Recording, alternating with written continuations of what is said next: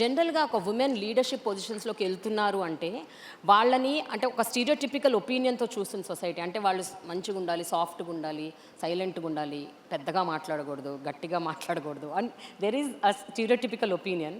When a women puts her point across fiercefully, forcefully, like you, they I mean they say she's bossy or and criticisms వస్తాయి, lot of you know social media brunt వస్తుంది, ఎంతో వస్తుంది. But if a man does that they call him aggressive. If a women does it is a different narrative all together. మీరు ఇవన్నీ experience అయి ఉంటారు. So what you have to say about this? Ma'am, నేను ఫండమెంటల్గా నమ్మేది ఏంటంటే leader should not have a gender. Yeah, leader అంటే leader లాగా చూడాలి. అది ప్రజలు కూడా అలవాటు చేసుకోవాలి. విమెన్ అయినా, vulnerable section of the society నుండి వచ్చేటటువంటి నాయకులుగా ఎదగాలనుకునేటటువంటి వ్యక్తులైనా కూడా లీడర్ అనే వాళ్ళకు జెండర్ ఉండదు, కులం ఉండదు అనేది ఫస్ట్ గమనించుకోవాలి. నేను ఓన్లీ విమెన్ని లీడ్ చేస్తానని నేను బయలుదేరితే నేను ఫెయిల్ అవుతా. సపోజ్ నేను ఒక ఎస్సీని అనుకోండి, నేను ఓన్లీ దళిత్ని లీడ్ చేస్తాను బయలుదేరితే నేను ఫెయిల్ అవుతా. సపోజ్ నేను ఒక అప్పర్ కాస్ట్ అనుకోండి, నేను ఓన్లీ అప్పర్ కాస్ట్ని లీడ్ చేస్తాను బయలుదేరితే ఫెయిల్ అవుతా. లీడర్ అనేవాడు అందరినీ సమానంగా చూడగలగాలి.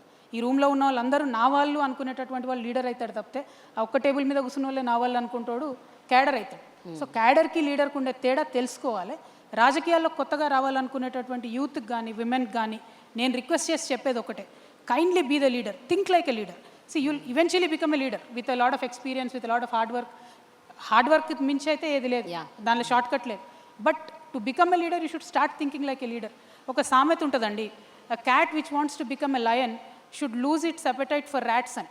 నువ్వు ఎలకల్ని చంపుదాం అనుకుంటే నువ్వు సింహం ఎట్లయితావు, పులి ఎట్లయితావు, నువ్వు అనుకునే టార్గెట్ నీది పెద్దగా ఉండాలి. అప్పుడే నువ్వు సింహం లయన్ అవుతావు తప్పితే లేకపోతే పిల్లిలాగానే మిగిలిపోతావు. కాబట్టి ఆ అప్రోచ్ సొసైటీలో వచ్చినప్పుడు మాలాగటి లేడీస్ కావచ్చు, వల్నరబుల్ సెక్షన్స్ నుంచి లీడర్షిప్ చేద్దాం అనుకునే వాళ్ళు కావచ్చు, అరే నాకు పొలిటికల్ బ్యాక్గ్రౌండ్ లేదు, నా దగ్గర పైసలు లేవు, నేను ఎట్లా లీడర్ కావాలనుకునే వాళ్ళు కావచ్చు, థింకింగ్ మారితే అన్నీ మారుతాయి అనేది గమనించుకుంటే బాగుంటుంది.